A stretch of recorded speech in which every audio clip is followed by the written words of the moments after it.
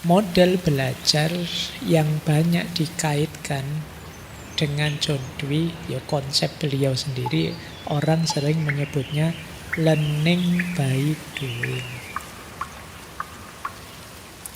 Learning by doing ini tidak sama persis dengan apa ya, mungkin kalau kita sehari-hari ada ala wis dilakoni wae engko iso-iso dhewe.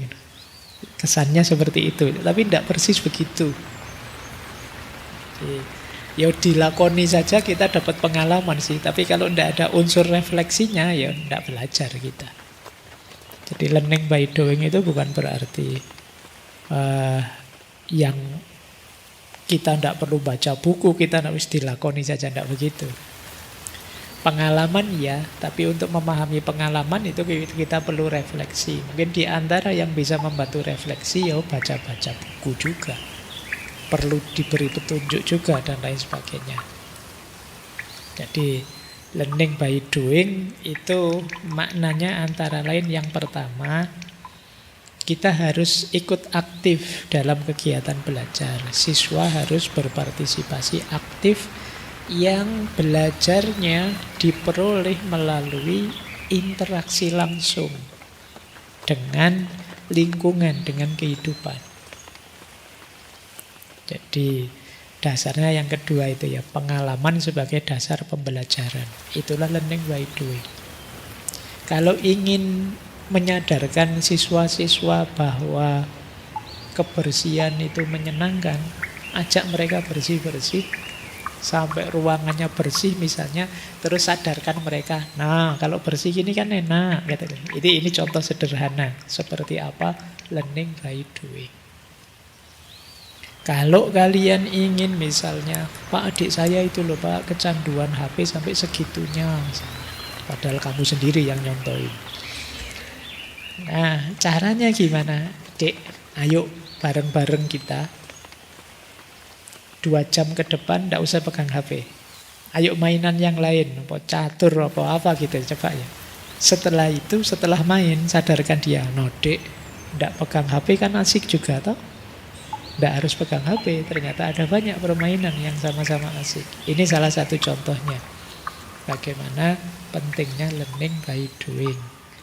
Kalau ada teman-teman yang kebetulan guru atau ustadz atau ustadzah, strategi learning by doing ini praktek. Tidak hanya diceramai, tidak hanya disuruh baca buku. Ya meskipun nanti materi tertentu perlu dukungan buku, tapi pada intinya siswanya diajak aktif belajar dari pengalaman. Atau gurunya merancang situasi agar muridnya belajar sesuatu, menciptakan pengalaman itu. Misalnya melatih murid-murid kita agar tahu sopan santun bertamu misalnya. Ajak saja bertamu. Tunjukkan seperti apa tata cara, tata krama bertamu. Gimana kalau disuguhi, gimana kalau pamit, gimana kalau... Ini yang disebut learning by doing. Jadi siswanya aktif belajar dari pengalaman. Teori apapun ya disambungkan dengan praktek. Ini tadi ya hubungannya dengan pragmatisme. Karena kok ada teori tidak nyambung dengan pengalaman sehari-hari, ini teori ini perlu dipertanyakan. Maka teori diuji dengan praktek. Mungkin eksperimen, mungkin bikin proyek-proyek, diskusi-diskusi, pemecahan masalah, dan lain sebagainya. Ini yang disebut learning by doing. Biasanya belajar seperti ini jauh lebih masuk. Jauh lebih bisa kita pahami daripada yang sekedar baca buku. Kenapa? Karena kita ngalami langsung. Jadi ngalami langsung itu ya apa ya, kalau bahasa dulu ada psikologi atau itu ada frekuensi vibrasinya, itu ya langsung terasa. Latihan naik motor dengan simulasi motor seperti di kantor polisi, cuma simulasi itu rasanya gitu mesti. Karena apa? Praktek itu ya kita ketemu sampai detail situasinya. Maka di antara strategi mengajar, learning by doing itu ya dengan cara gurunya menciptakan situasi, merancang pengalaman belajar. Jadi istilahnya memang pengalaman belajar. Ada kita belajar dari pengalaman. Kok Pak ini anak ini introvert, Pak tidak ngalami apa-apa. Ciptakan pengalaman itu biar dia belajar. Mungkin disuruh, ayo sekarang latihan nulis surat. Nulis surat itu di situ ada pelajaran bahasa Indonesia, pelajaran mengungkapkan perasaan, pelajaran etika sopan santun, pelajaran. Meskipun sekarang saya tidak tahu apa masih ada pelajaran nulis surat, mestinya masih ada ya. Meskipun kalian di lapangan sudah jarang nulis surat. Kalau dulu apalagi yang sedang pacaran itu ya pekerjaannya nulis surat. Meskipun sering ketemu, tapi surat itu ada seninya sendiri. Kadang-kadang satu surat itu bisa menghabiskan satu buku. Salah satu huruf saja dirobek ganti, salah sampai perfect zaman dulu. Dan itu nyeni, terus dibaca lagi kalimatnya gitu. Ini ada yang tidak cocok, ini kurang romantis, ada. Itu kalian tidak sadar belajar bahasa Indonesia. Cara bikin kalimat yang indah, cara bikin kalimat yang menyentuh. Ini bagian dari contoh learning by doing. Kalau sekarang kan kalian tidak pakai itu ya, pokoknya kangen ya pakai gaya simbol miss you, terus emoticon. Kalian merengut tapi emotikonnya senyum. Tidak apa-apa ya, aku ganggu malam-malam, tidak apa-apa, senyum gitu. Padahal jengkel itu lagi asik-asik main game, diganggu saja. Gitu. Bisa begitu ya. Kita hari ini situasinya kurang romantis, tidak seperti dulu, kurang indah. Kalian kalau malas ngomong ya pokoknya bisa bales chattingan WA itu isinya emoticon kabeh. Yang satu jempol, selanjutnya begini, selanjutnya lagi itu ngomong apa itu. Ya itu peradabanmu hari ini itu. Kadang-kadang cuma nulis Assalamualaikum aja kamu males loh nulisnya pakai ASS. Lah iya, kamu itu meso apa salam itu. Baik, itu situasi kita hari ini. Ya, belajar ya, learning by doing sambil praktek yang baik-baik kita belajar. Kalau sedang jadi guru, ciptakan pengalaman itu untuk anak-anak kita. Karena seperti saya bilang tadi, di antara ketergantungan anak-anak kita pada gadget, pada HP, itu karena mereka tidak tahu ada banyak aktivitas lain yang tidak kalah asiknya dibandingkan main HP. Dan kita tidak pernah ngajak mereka ke situ. Coba adikmu diajak, yuk dek, yuk bikin belumbang, yuk memelihara ikan, yuk dek, gitu loh. Adiknya diajak yang macam, biar dia tahu, ngerti pengalaman macam-macam. Sekali-sekali diajak mancing yang beneran, bukan mancing di pemancingan setelah pesen ayam bakar sama gurame. Mancing yang beneran, biar dia, itu bagian dari life skill kan, biar dia tahu. Dan kita tidak tahu kan peradaban kita ini jadi seperti apa. Bisa saja tambah maju, bisa saja hancur, bisa saja tiba-tiba listrik sumber dayanya habis, tiba-tiba ada Google tutup terus semua. Itu kalau kita tidak siap dengan itu, bisa depresi semua kita. Ketika ada perubahan situasi, maka ciptakan pribadi-pribadi yang siap menghadapi apapun. Caranya apa? Pengalamannya harus luas. Untuk bisa luas, selain ngalami sendiri, bisa juga dirancang, diciptakan pengalaman itu, biar mereka ngalami. Itu yang disebut learning by doing. Jadikan ini alternatif ya kalau besok ngajar. Apalagi ngajar anak-anak. Ini seperti saya bilang tadi, John Dewey mengamati anak-anaknya. Ternyata lebih masuk dengan model learning by doing. Nah, ini ada satu quotes menarik. Pak, di Rumah saja kan bisa, kan tidak harus sekolah Pak. Kenapa harus sekolah?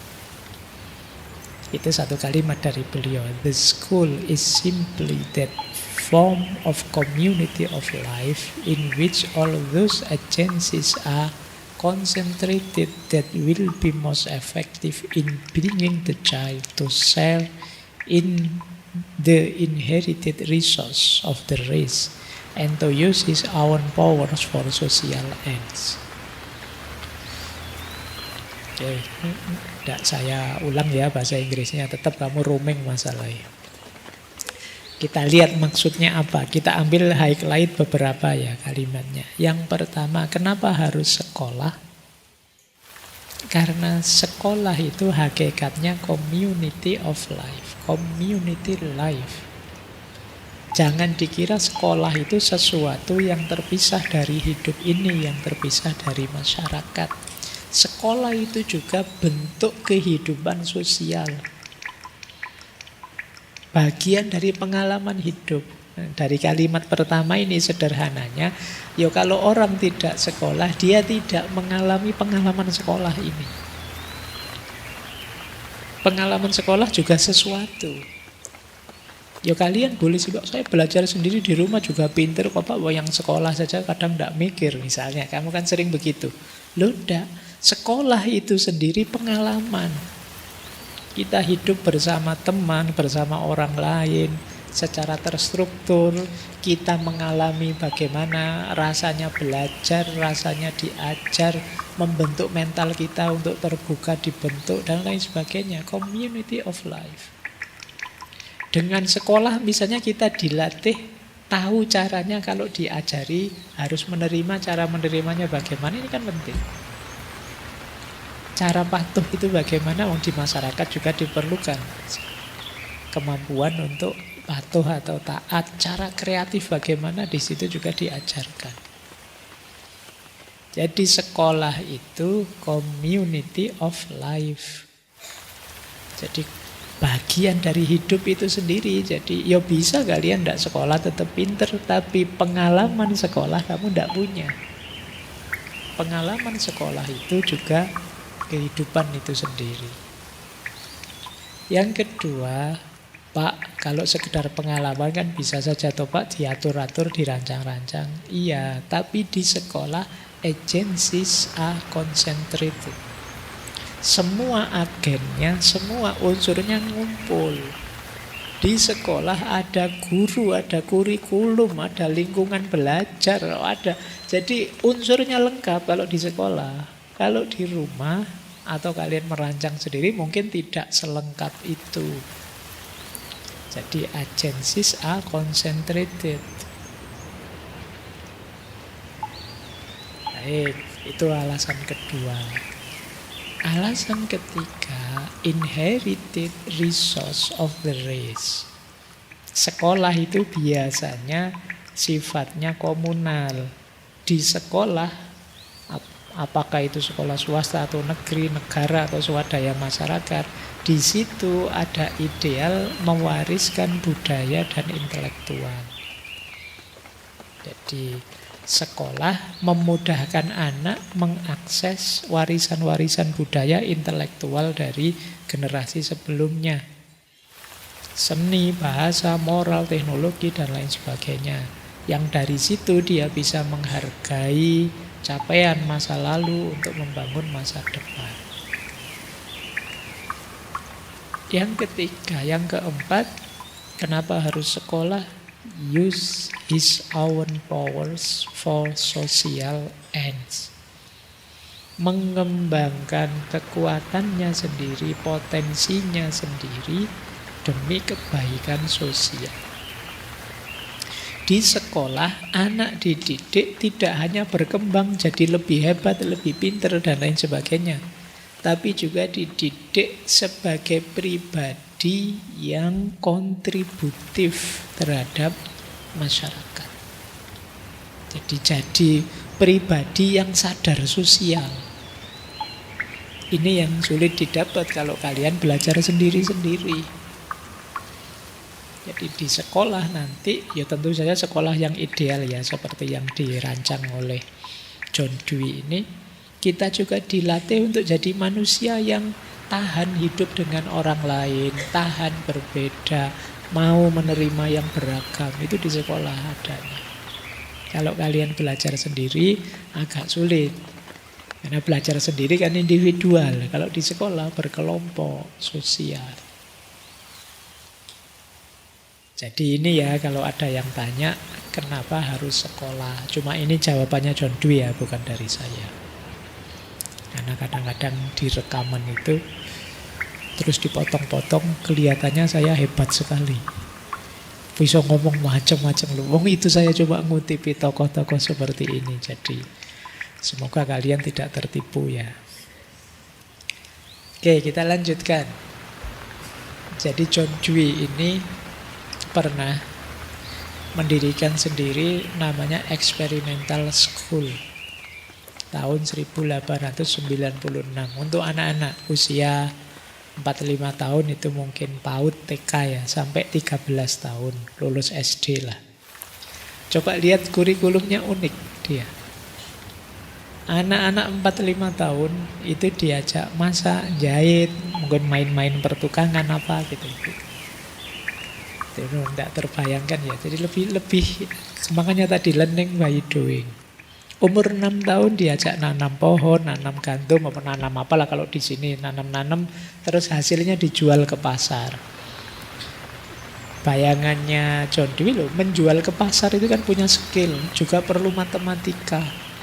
Dijual berapa, kembaliannya berapa, ini perlu kemampuan matematika. Nanti nanam-nanam juga perlu ukuran-ukuran, perlu pelajaran biologi di situ, perlu macam-macam. Jadi 6 tahun diajak nanam pohon, gandum. Umur 7 tahun diajak bikin gua-guaan, semacam gua mungkin dibikin dari batu, dari apa, terus di dalamnya bareng-bareng belajar tentang prasejarah. Mungkin sambil diajari dulu manusia prasejarah hidupnya di gua-gua seperti ini, dia itu anak lebih tertarik. Jadi tidak harus studi tour kemana-mana, bikin sendiri saja alat-alat untuk belajarnya. Umur 8 tahun belajar navigasi, tentang arah, tentang orientasi dan lain sebagainya, termasuk belajar surviving. Gimana kalau hidup sendiri, gimana seperti Robinson Crusoe dan lain sebagainya.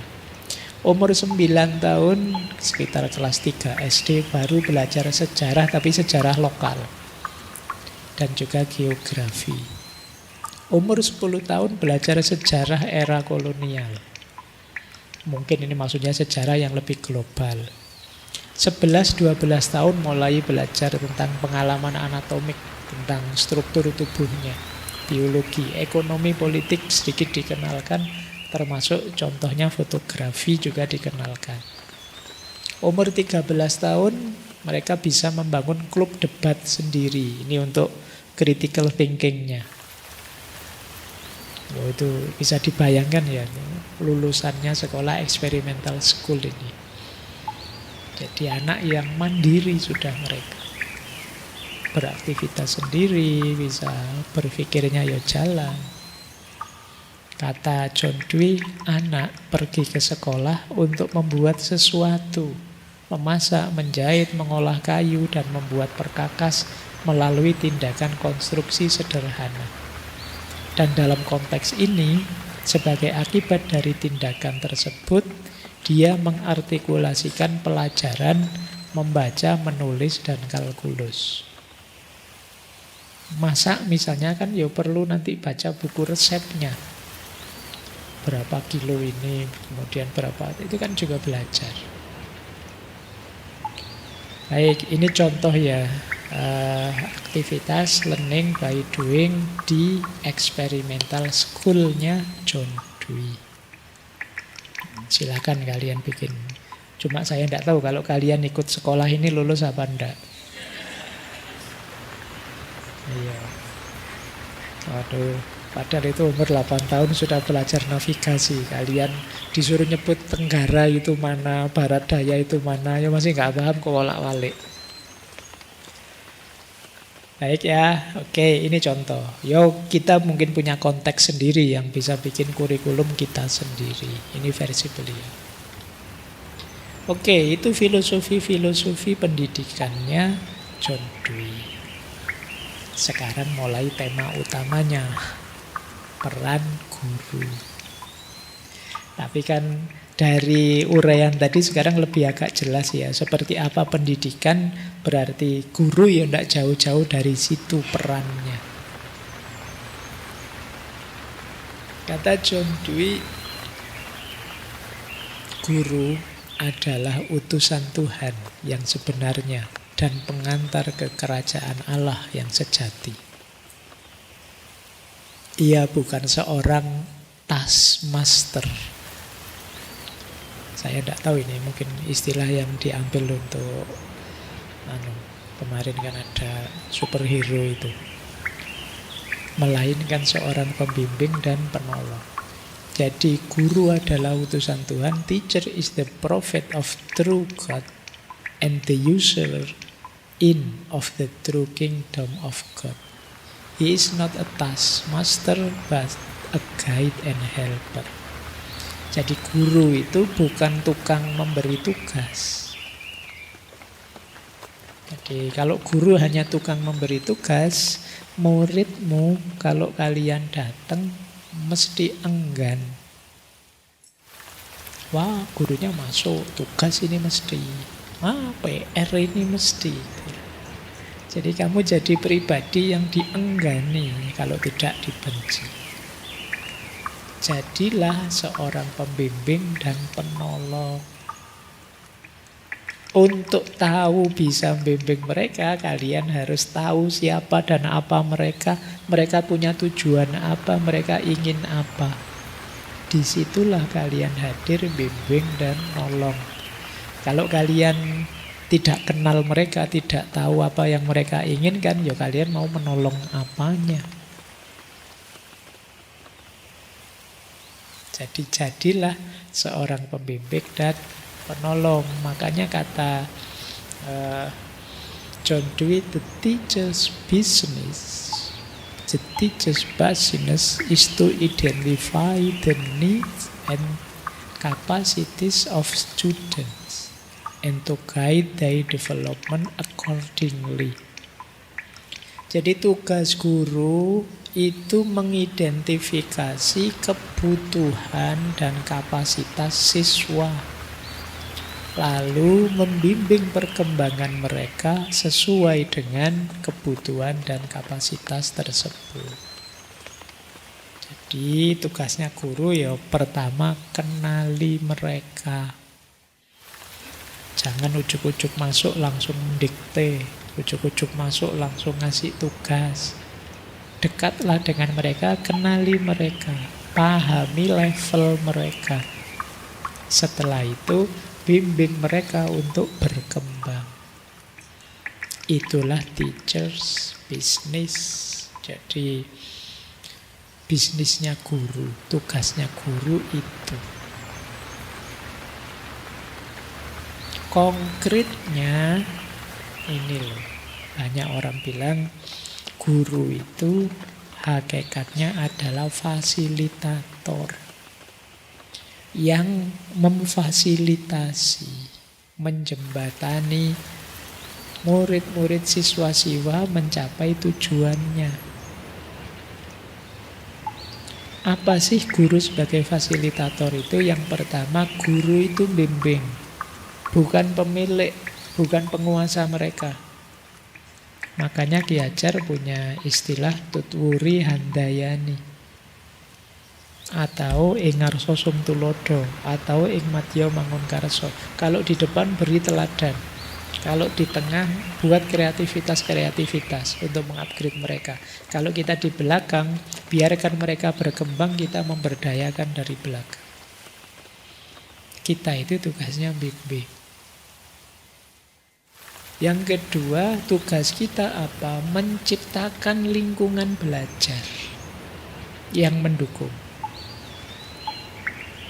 Jadi butuhnya apa? Ciptakan. Ingin Pak, saya ingin menciptakan murid-murid yang punya karakter ini, punya kemampuan itu dan lain sebagainya, kita yang menciptakan lingkungannya biar dia bisa belajar tadi, learning by doing. Kemudian tugasnya guru apa? Menghubungkan materi dengan kehidupan nyata. Mungkin ada banyak amanat kurikulum, teori ini, teori itu, konsep ini, konsep itu, sambungkan itu dengan kehidupan mereka. Ya makanya kalau misalnya memberi ilustrasi, ya ilustrasi dunianya mereka.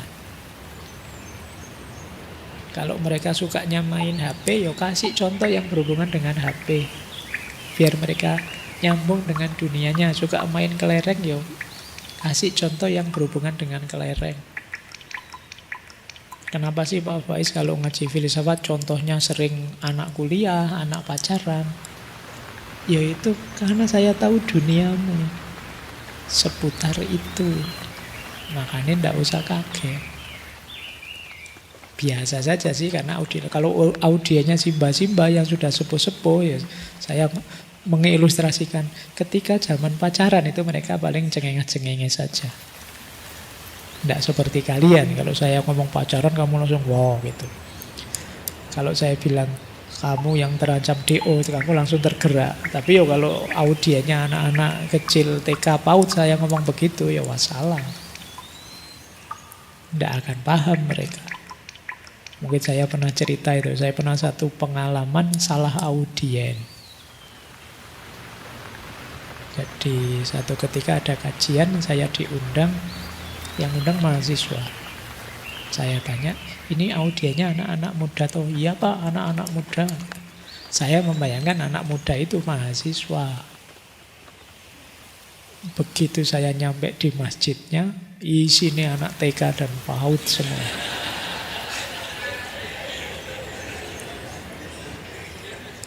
Bayangkan, saya sudah menyiapkan materi Socrates, Aristoteles. Ketemu nih anak-anak TK dan PAUD. Oh, itu sesi paling berat sepanjang saya harus ngisi itu. Terpaksa saya florkan, ayo ingin apa sekarang? Itu dongeng Pak, siap dongeng. Dongengnya yang saya pas tidak paham, dongeng Dajjal Pak. Oh, apa nih dongeng Dajjal? Itu mengerikan ya. Oke, baik. Kenapa? Ya karena kita harus menghubungkan materi dengan kehidupan nyata. Ya, karena saya tidak siap untuk memahami kehidupan nyatanya yang anak-anak TK PAUD itu ya siksaan tersendiri. Kemudian yuk melatih mereka diskusi, kolaborasi. Biar mereka terlatih bekerja sama. Kemudian coba didalami satu-satu siswa kita, dikenali serba sedikit tipe kepribadian dan lain sebagainya.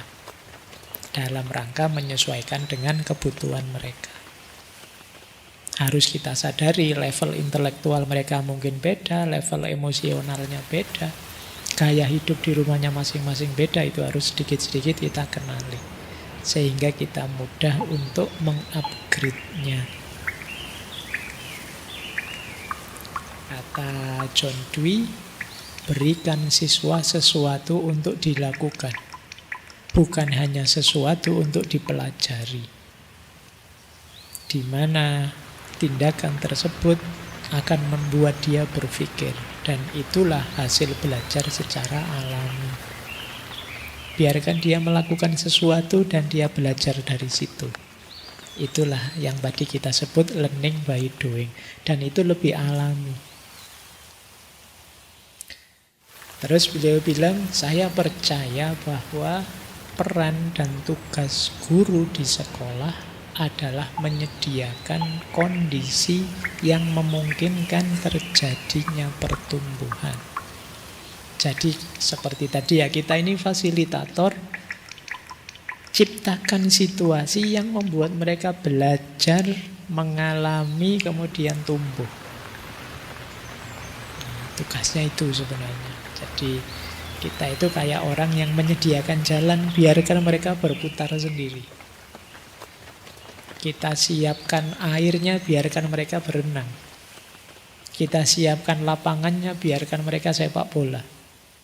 Kita siapkan ladangnya, biar mereka bertanam. Itu yang dimaksud kita sebagai fasilitatornya. Yo, kita sambil ngawasi. Nanti kalau ada yang cocok, ada yang tidak cocok, ada yang sesuai, ada yang kurang sesuai, itu kita intervensi masuk. Karena kita adalah fasilitator. Lanjut. Peran guru pertama tadi ya, fasilitator. Peran guru kedua, guru adalah pemandu pengalaman. Jadi pemandu pengalaman, tadi kan kita sudah menyediakan arena, terus mereka belajar di situ. Nah, kitalah yang membantu agar mereka pengalaman itu tadi terstruktur dan reflektif. Misalnya tadi kita nyuruh dia berenang, ya terus kita tanya, gimana cara berenangmu tadi? Nyaman enggak? Cocok enggak? Nah itu sesuaikan nanti dengan teorinya. Terus harusnya kamu begini sih biar lebih cepat, biar lebih itu. Ini yang disebut kita pemandu pengalaman. Jadi kita ciptakan arenanya, kemudian biarkan dia berpraktek, kemudian kita ajak refleksi bersama. Atau kita ciptakan arenanya, kita tuntun dia apa yang harus dia lakukan, setelah dia jalan kita evaluasi. Jadi guru tidak dikte. Guru itu menyediakan kesempatan belajar, setelah itu bertanya secara reflektif. Enak ndak? Nyaman ndak? Menurutmu kurangnya di mana? Salahnya di mana? Lebihnya di mana? Gimana kamu lihat temanmu tadi? Ya, ini yang disebut mengajukan pertanyaan reflektif, ngajak mereka berpikir. Ini ya guru sebagai pemandu pengalaman. Yuk, jadi yang pertama fasilitator, yang kedua pemandu pengalaman.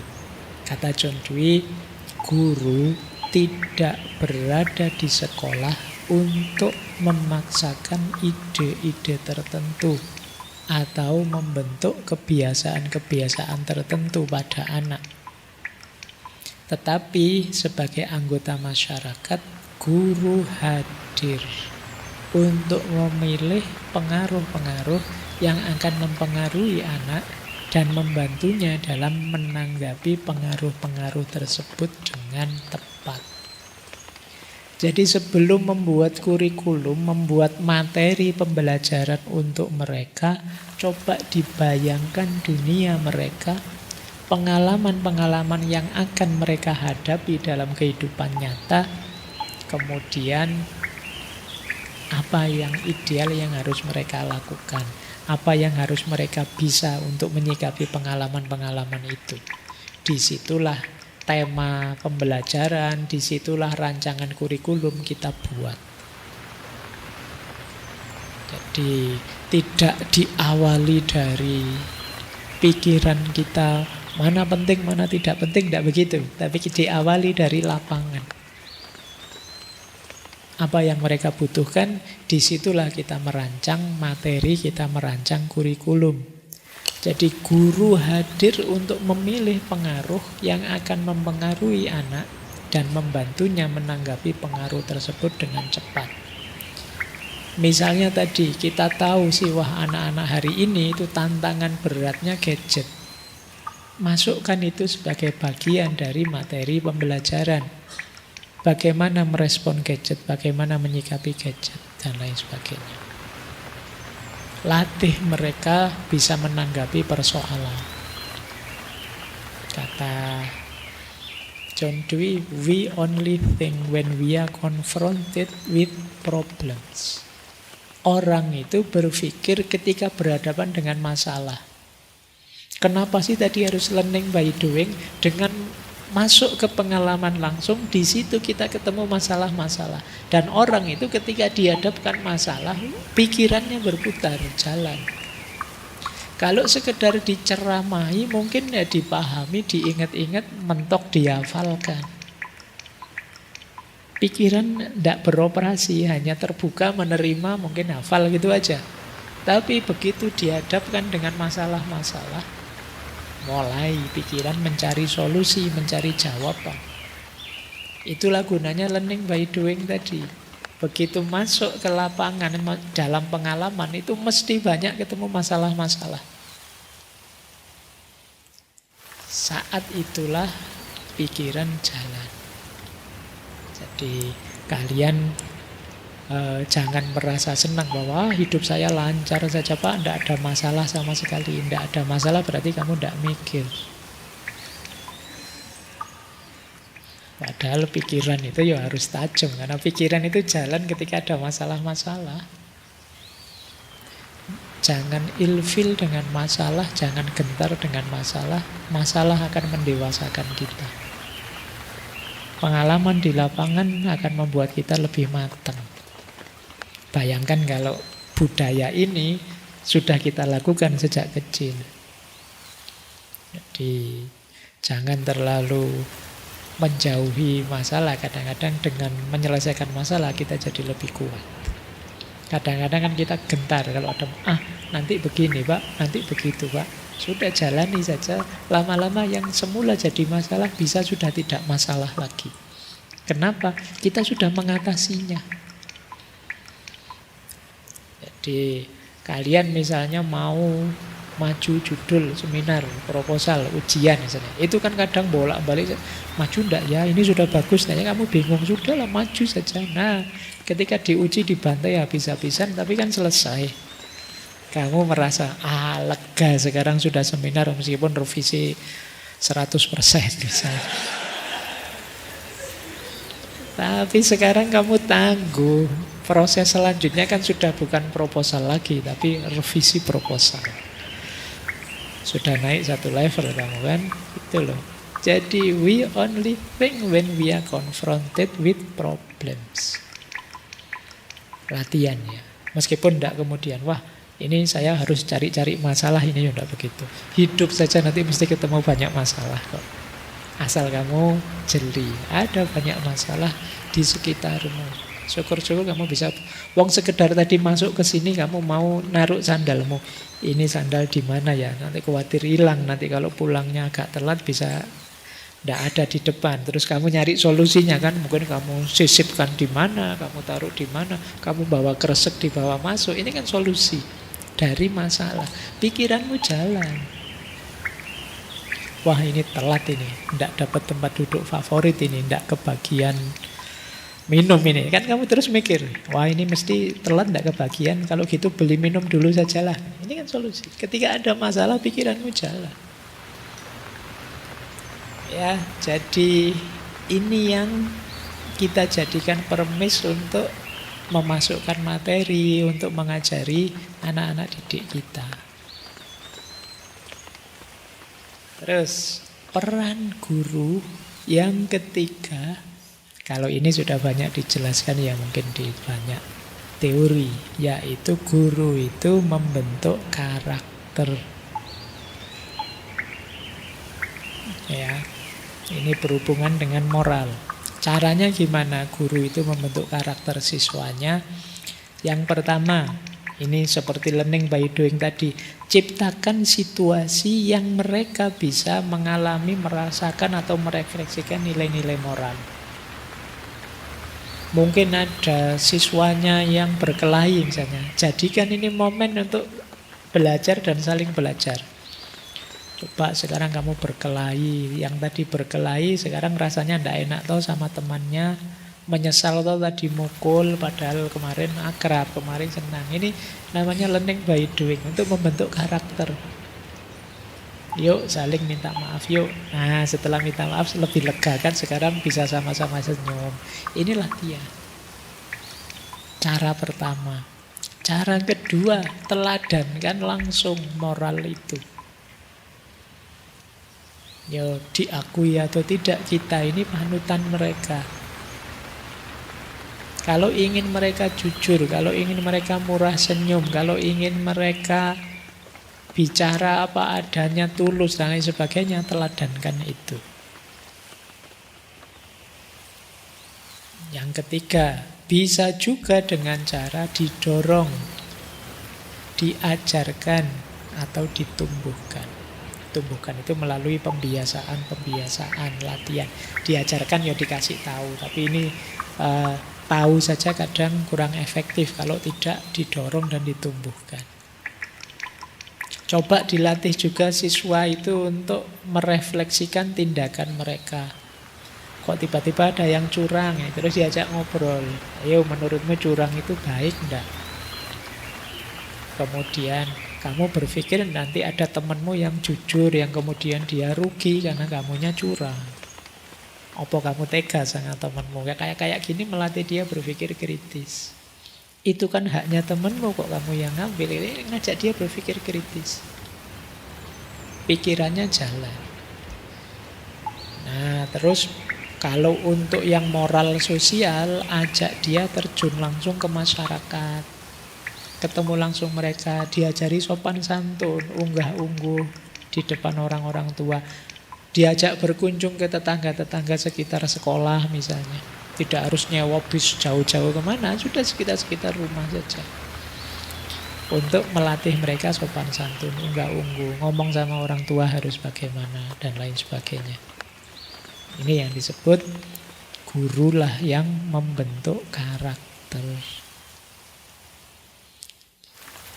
Oke, baik. Masih kuat?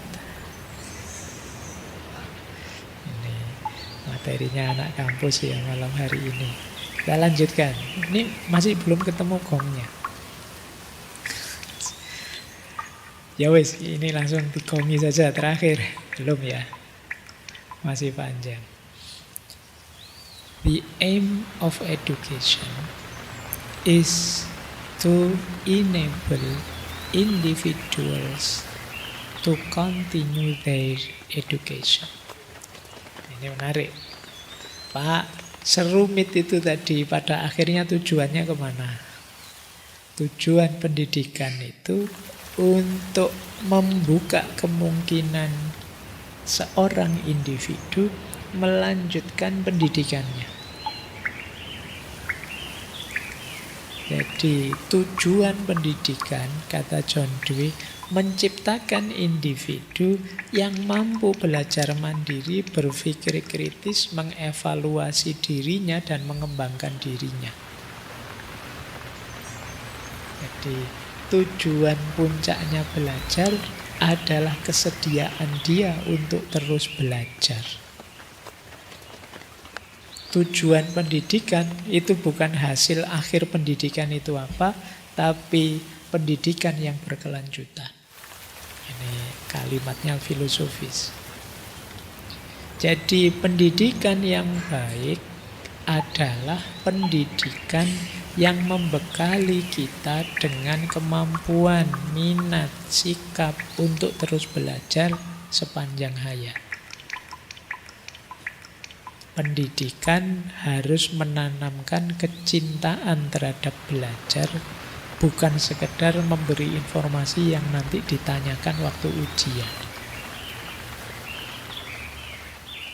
Kalau siswa-siswa, murid-murid sudah senang belajar, tidak kita perintahkan belajar pun mereka akan belajar. Kalau kita memaksa mereka belajar sampai pada akhirnya mereka benci dengan belajar, mungkin saja mereka pinter, kaya informasi, tapi untuk selanjutnya dia tidak akan berkembang. Kenapa? Dia tidak suka belajar. Kenapa dia tidak suka belajar? Trauma, karena proses pendidikannya memaksa. Mungkin ada yang pinter sekali ngaji atau bahkan sampai hafal Al-Quran, tapi tidak suka ngaji. Karena mungkin untuk dia bisa ngaji orang tuanya memaksa, bahkan mengancam, semoga tidak menyiksa. Sampai anaknya menganggap bahwa mengaji itu pengalaman traumatik. Pada akhirnya mungkin dia bisa hafal Quran, tapi setelah itu dia tidak akan mau memeliharanya. Mungkin dia malas ngaji mungkin. Kenapa? Pengalaman ngaji bagi dia pengalaman traumatik. Semoga tidak ada yang seperti ini. Tapi berarti apa? Jangan dikira proses itu sepele. Jangan dikira prosedur itu hanya pelengkap saja. Ini penting, karena jangan sampai siswa-siswa kita rankingnya tinggi, tapi setelah itu begitu lulus, begitu lepas dari kelas kita, dia merasa bebas, merdeka, boleh apa saja. Dia tidak ingin mengembangkan ilmunya, tidak ingin melanjutkan pengembangan dirinya, karena dia merasa sekarang bebas, karena sebelumnya dia sangat terkungkung atau terikat. Ini ya yang harus kita hati-hati. Maka kata John Dewey, pendidikan yang sukses itu parameternya antara lain lahirnya manusia-manusia pembelajar yang mau senantiasa belajar, mengembangkan dirinya, mengupgrade dirinya jadi lebih baik dan lebih baik. Kuncinya di situ. Jadi ini yang harus kita ingat-ingat ya. Mungkin ada di antara kalian yang lebih suka kajian seperti ngaji filsafat ini dibandingkan waktu di kelas. Kenapa begitu? Mungkin karena kalau di kelas itu ada banyak aturan, ada banyak norma, ada harus begini, harus begitu, target ini, target itu. Kalian merasa terkungkung. Tapi begitu masuk ke sini, sakarepmu. Datang atau tidak, sakarepmu, paham atau tidak, terserah. Justru kalian terus bisa santai, bisa enjoy, bisa menikmati. Nah, berarti karena kalian sudah besar sekarang, sudah dewasa, ciptakan sendiri momen itu untuk dirimu dalam konteks belajar. Mungkin sesuai jurusan kalian masing-masing. Karena itu tadi, kuncinya justru bukan orang ini jadi apa, tapi orang ini siap belajar lebih jauh tentang apa saja. Ini berarti pendidikannya sukses. Hasil akhirnya adalah kesediaan untuk belajar lagi terus-menerus. Kalau sudah nyampe satu target, ya target selanjutnya. Nyampe satu target, target selanjutnya. Kalau bahasanya Al-Quran ya fa'idha farota fansob. Jadi tidak ada hasil final dalam belajar. Karena kita sebagai manusia selalu saja ada kurangnya, dan realitas ini senantiasa berubah, yang memerlukan belajar terus-menerus sepanjang hayat. Nah, makanya daripada ada kium urip kui mampir ngombe, kita ganti saja sekarang urip kui mampir sinau. Mampir sebentar untuk belajar, mengupgrade diri kita semaksimal yang kita mampu, sebaik yang kita bisa. Dan proses kita menjadi sebaik yang kita bisa itulah nanti yang akan dihisab, dinilai oleh Allah. Oke, baik.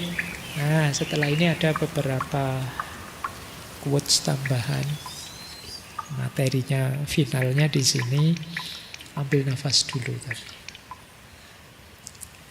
Oke ya, sebelum kita masuk ke beberapa kalimat kunci menurut saya. Kalimat filosofisnya John Dewey. Itu yang pertama.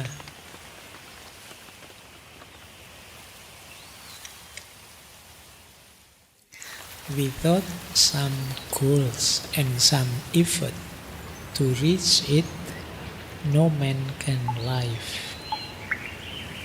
Tanpa adanya tujuan dan usaha untuk mencapainya, tidak ada manusia yang bisa hidup. Atau tidak ada manusia yang bisa disebut hidup yang sebenarnya. Kenapa sih tadi ada pendidikan serumit itu konsepnya, senjelimet itu? Ya karena kita hidup di dunia ini pasti punya tujuan. Tidak ada orang yang tidak punya tujuan. Kalau kalian tidak punya tujuan, apa kalian bisa hidup dengan sungguh-sungguh melakukan sesuatu? Kita melakukan sesuatu dengan sungguh-sungguh itu karena kita tahu tujuannya. Kalau kita tidak punya tujuan, apa bisa kita menyebut diri kita sukses? Bukankah sukses itu ketika kita bisa mewujudkan tujuan kita, ketika kita bisa mencapai tujuan kita? Apa bisa kita menyebut diri kita maju atau terbelakang atau mundur kalau kita tidak punya tujuan? Maju itu kan berarti semakin dekat dengan tujuan. Mundur berarti semakin jauh dari tujuan. Jadi tujuan itu kunci. Kalau kita tidak punya tujuan, lah terus hidup ini kita jalani untuk apa? Kata-kata untuk itu sendiri ya arahnya mesti tujuan. Pak, saya itu mengalir saja, Pak, gitu kan. Loh, mengalir itu kan mesti ada arahnya. Mungkin kamu tidak sadar, sebenarnya ketika kamu mengalir saja, kamu sedang menyerahkan arusmu pada orang lain. Berarti mungkin tujuanmu adalah mendapat validasi dari orang lain. Jadi coba ya, sekarang masing-masing harus tanya dirinya, tujuan hidupku apa? Targetmu apa? Cita-citamu apa? Kemudian yang kedua, some effort to reach it. Usaha untuk mencapainya. Tapi sepenting itu pun tujuan, lah kalau kita tidak berusaha untuk mencapainya, buat apa? Jadi hidup itu sebenarnya tentang menetapkan tujuan dan berusaha mencapainya. Itu baru disebut hidup. Baik, ini quotes pertama ya. Ini nanti dihubungkan dengan pendidikan. Berarti ya manusia itu butuh pendidikan demi mewujudkan tujuan-tujuannya. Tadi saya sebut kita itu paket potensi yang tidak akan aktual tanpa upaya-upaya mewujudkannya. Pendidikan salah satu di antara upaya itu. Oke, quotes pertama. Quotes kedua. The self is not something ready-made, but something in continuous formation through choice of action. Diri bukan sesuatu yang sudah jadi, tetapi sesuatu yang terus terbentuk melalui pilihan tindakan kita. Ini pandangan seperti ini populer di kelompok filosof eksistensialis. Bahwa kita itu tergantung bagaimana kita memanifestasikan diri kita melalui pilihan-pilihan hidup kita. Seperti saya bilang tadi, kita itu mau apa saja bisa. Kita mau jahat bisa, mau baik bisa, mau beriman bisa, mau kufur bisa. Maka seperti apa kita tergantung pilihan kita. Jadi tidak ada, Pak, aslinya saya itu jujur loh Pak, cuma ya belakangan ini aja sering bohong misalnya gitu ya. Ya udah ada aslinya. Begitu pilihanmu milih bohong lagi, berarti hakikat dirimu adalah seorang pembohong. Karena kamu itu jujur bisa, bohong bisa, tapi kamu milih bohong terus, ya berarti sekarang kamu sedang membentuk dirimu, mengaktualkan versi pembohong dari dirimu. Rajin bisa, males kamu bisa. Maka jangan salahkan, wah itu mungkin saya takdirnya males ini Pak. Enggak, kamu rajin bisa kok. Tapi kamu milih males, dan akhirnya ya nasibmu terbentuk seperti itu. Jadi Kita itu bukan paket yang sudah jadi, tetapi sesuatu yang terbentuk melalui pilihan-pilihan diri kita. Berarti seperti apapun diri kalian sekarang, itu hasil pilihan-pilihanmu kemarin. Kenapa kamu sekarang mudah gelisah? Iya Pak, karena saya belaka. Itu pasti pilihan-pilihanmu kemarin yang membuatmu gelisah. Kamu sekarang cerah ya, gembira ya. Itu pasti karena pilihan-pilihan kamu kemarin pas, sehingga sekarang kamu gembira. Sekarang kamu evaluasi ya, setelah ini dirimu, coba direfleksi. Pilihan-pilihanku kemarin apa saja sih? Kok rasanya sekarang hidup ini hampa? Kok rasanya sekarang sering depresi, sering stres saya Pak? Coba, mungkin ada pilihan-pilihan yang keliru, yang tidak pas. Mungkin tidak sesuai panggilan jiwamu, mungkin kontradiksi dengan cita-citamu, mungkin apa dan lain sebagainya. Baik, lanjut. Nah, kalau ini kebahagiaan. To find out what one is fitted to do and to secure an opportunity to do it is the key to happiness. Menemukan apa yang tepat untuk dilakukan dan mengamankan kesempatan untuk melakukannya adalah kunci menuju kebahagiaan. Kalau kalian tahu, misalnya, serius belajar adalah yang paling tepat kamu lakukan saat ini, kemudian kamu sediakan waktu, kesempatan untuk serius belajar, jalanmu menuju bahagia sudah dimulai. Jadi, kalian tahu kok sebenarnya apa yang harus kalian lakukan, apa yang jangan kalian lakukan. Apa yang kamu jauhi saja kalian sudah tahu. Tinggal mendorong dirimu untuk menyediakan waktu dan kesempatan melakukan apa yang harus dilakukan. Karena kalau tidak, ya kalian mungkin akan sering ketemu penyesalan demi penyesalan. Biasanya terus muncul logika coba-coba. Logika coba-coba itu, coba dulu saya lebih serius sedikit. Coba dulu saya lebih tekun sedikit. Coba dulu saya agak pemberani. Coba dulu. Kamu akan begitu. Jadi ketika kamu tahu ada ini harus saya lakukan, tapi terus kamu buang-buang waktu untuk melakukannya, itu alamat kamu sedang menjauhi kebahagiaan. Kalau kamu tahu bahwa saya harus belajar sekarang dan kamu belajar, itu jalan menuju kebahagiaan sudah dekat. Pak, ini saya harus nulis ini sekarang, karena kalau tidak saya tulis sekarang tidak selesai waktu deadline-nya. Itu kamu mulai sekarang aman. Tapi begitu kamu menunda, membuang waktu untuk melakukan dan membuang kesempatan melakukannya, ya kamu sedang mengundang kesedihanmu sendiri. Ya, kalau kamu tahu, wah saatnya ini harus saya nembak Pak. Kalau enggak keduluan yang lain. Terus kamu tunda-tunda dan keduluan yang lain bener, ojo nangis. Ya, kalau bahasanya wayang itu ada kalimat yang saya suka itu, ojo takok dosa kowe.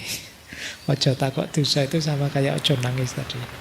Wong tadi sudah diberi kesempatan, wong tadi sudah tahu ada momen bagus, kamu lewatkan begitu saja ya. Rasa kedewe sekarang, kan itu kasarnya. Maka, ayo ya, ini kemampuan mengontrol diri, kemampuan mengendalikan diri. Kadang-kadang kita itu tertipu ingin nyari enaknya saja, nyamannya saja. Terus tiba-tiba kita kaget, semuanya kok deadline, kok banyak yang terlepas. Itu sebenarnya kita sendiri. Oke, ini pegangan untuk kalian dari John Dewey.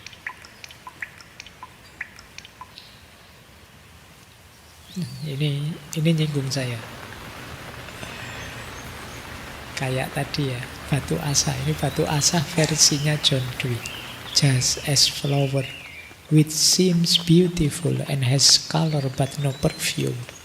So are the fruitless words of the man who speaks them but does them not. Seperti bunga yang tampak indah dan berwarna tetapi tidak harum. Begitu pula kata-kata yang diucapkan orang yang tidak melakukannya. Ya, sejak awal sampai akhir tadi saya tidak tahu bisa dihitung berapa banyak kata-kata indah. Tapi berapa yang nanti kita lakukan atau tidak menentukan sejauh mana bunga tadi harum, sejauh mana kata-kata tadi berguna. Tadi ya, ini kan beliau madhabnya pragmatis. Jadi benar salahnya sesuatu tergantung manfaatnya, tergantung gunanya. Buat apa tulisanmu tebal-tebal kalau berhenti di perpustakaan saja akhirnya? Tidak ada manfaatnya keluar. Buat apa kamu bikin konten tiap hari kalau hanya AdSense saja yang kamu cari?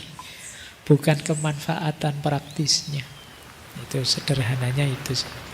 Jadi seperti bunga yang indah, warna-warninya luar biasa, tapi tidak ada baunya. Tidak ada baunya itu tidak ada manfaatnya, tidak ada efeknya ke pengalaman kita sehari-hari. Dan ayo dimulai hidup yang satu level lebih tinggi, yaitu hidup yang meaningful, hidup yang bermanfaat. Jadi kehadiran kita itu ada gunanya. Allah menghadirkan kita, itu ada manfaatnya, ada gunanya. Tidak sekedar kita lahir, cengenges-cengenges terus mati. Tapi ada manfaat yang kita berikan ke sekeliling kita. Ini di antara maksud dari quotes-nya John Dewey ini. Terakhir, udah mau jam 10. The good man is the man who, no matter how morally unworthy he has been, is moving to become better.